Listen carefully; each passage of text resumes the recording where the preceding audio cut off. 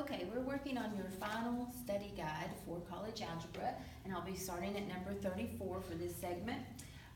This is considered a piecewise graph. You've got f of x, which means y equals, and then we've got three different pieces. And they do not overlap because it's a function, so there's no overlapping here. So each section is defined separately, so there's no overlap. The first section is for x values less than or equal to -1. So we'll be using this definition of f of x, or y equals 2x squared, for the first section of the graph where x values are less than or equal to -1.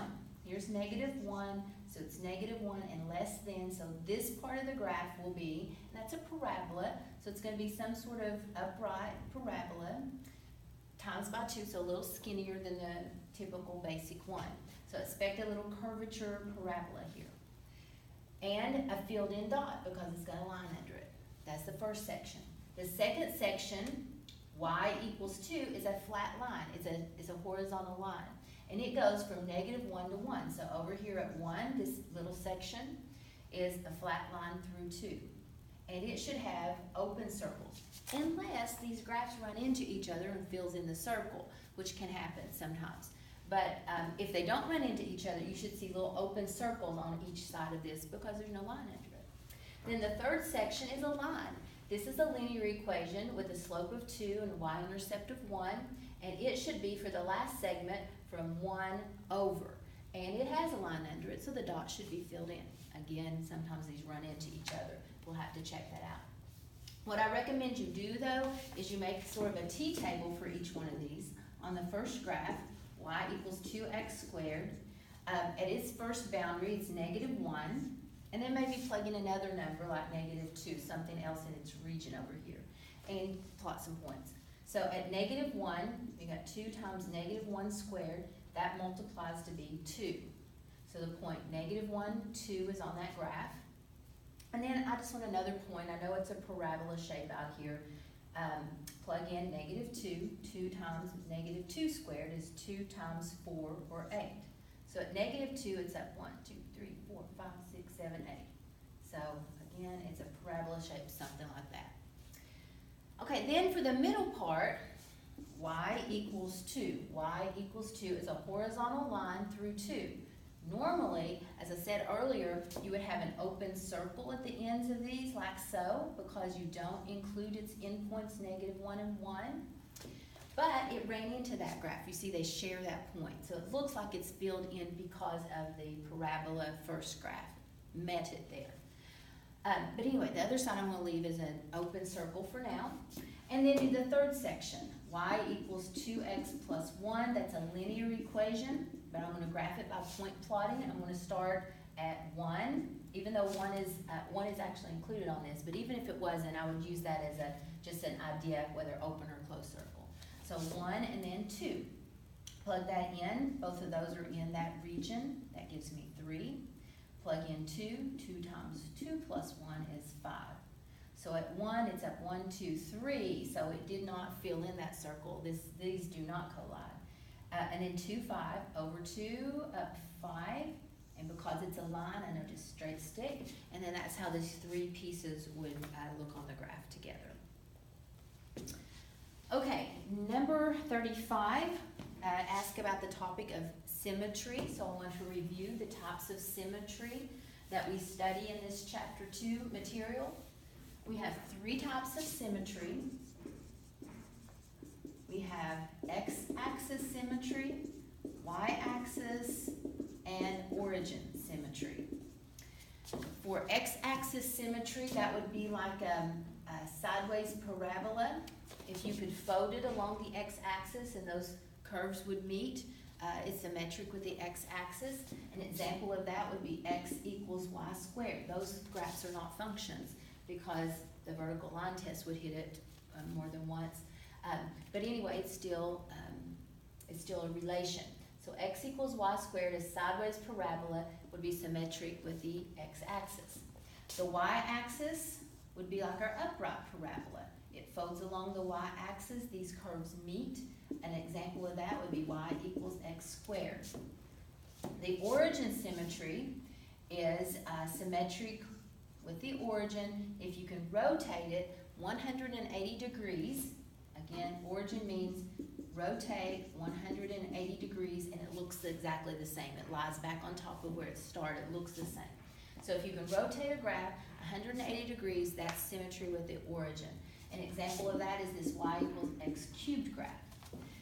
So what we find is, now that's just kind of a quick overview of it visually, but if it's a graph you're not familiar with, we can also check it algebraically, and we probably should to be sure of the symmetry. The rule for symmetry of each one of these would be the x-axis. To prove its symmetry with the x-axis, if you can change y to negative y, and it makes no difference. It's an equivalent equation. And notice here whether y is positive or negative, it would be the same equation, the same t-table values. That's how you prove it. And then for the y-axis, you change the x to negative x. So whether this is a positive x or a negative x, it would be the same result because the x is squared. And then for the origin, you change both. Change x and y to negative x and negative y, and that shows that it's symmetric. Let me just do that algebra for you here. If this y were negative y and this x were a negative x, a negative cubed would still be negative, unlike the others where they were to even powers.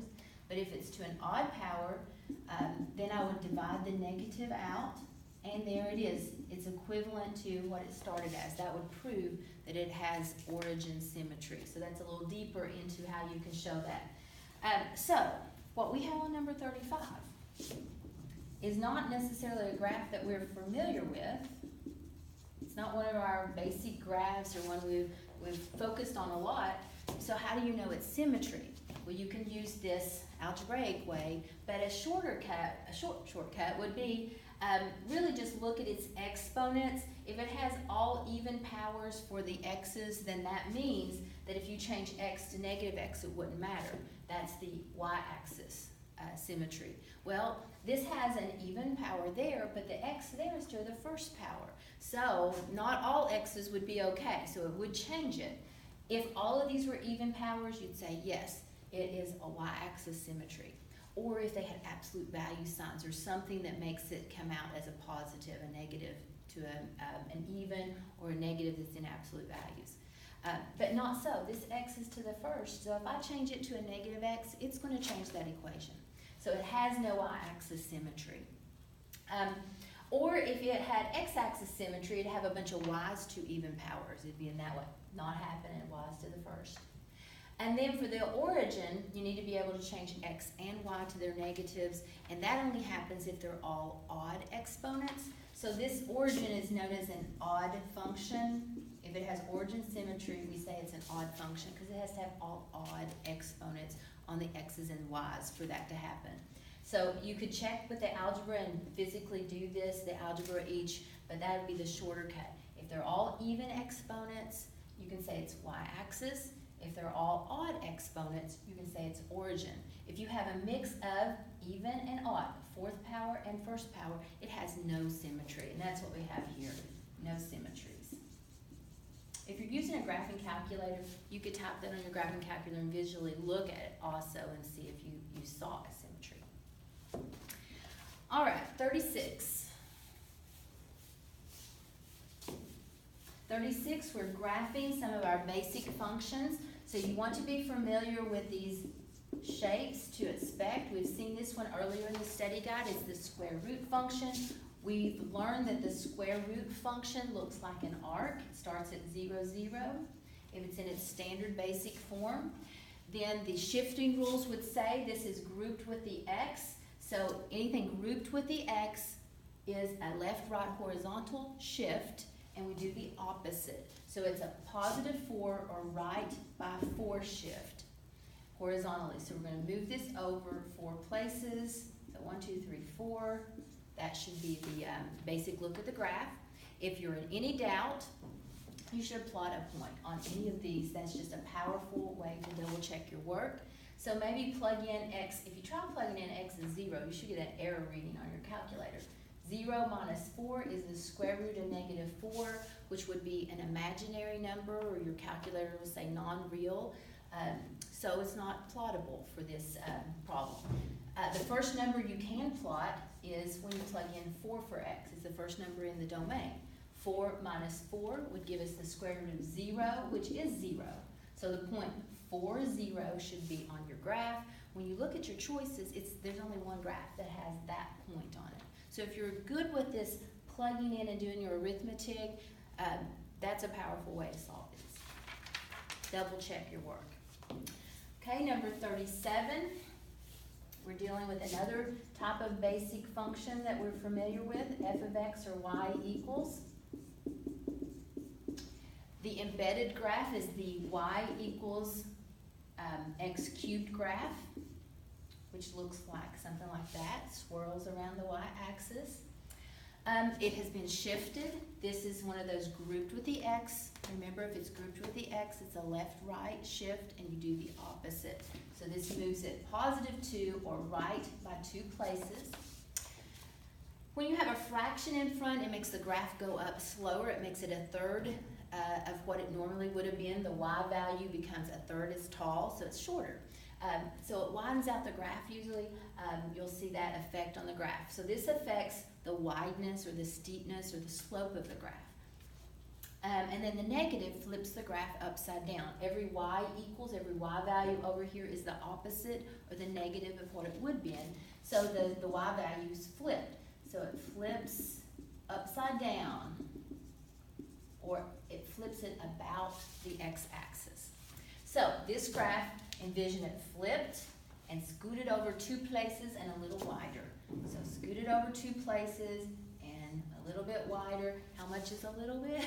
You just need to plot a point to be sure. And I do see on your choices, there's kind of a contest between A and B. So to know for sure, you are going to have to plot a point on this graph to absolutely figure it out. So how do you plot a point? That's a t-table value. You plug in something for x. It looks like if I plugged in x as 0, they're crossing at different places there. But you plug in any number you want. You can plug in as many as you want.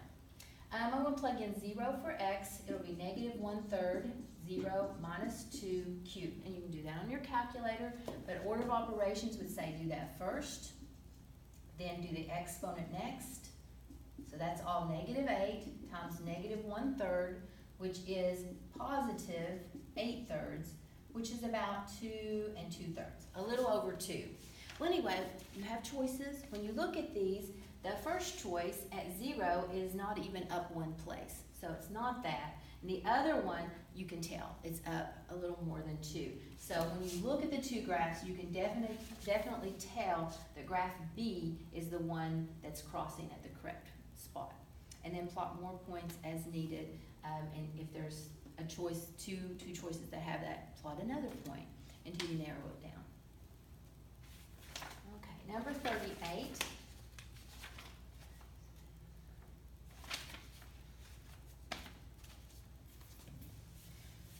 Is also using our shifting rules.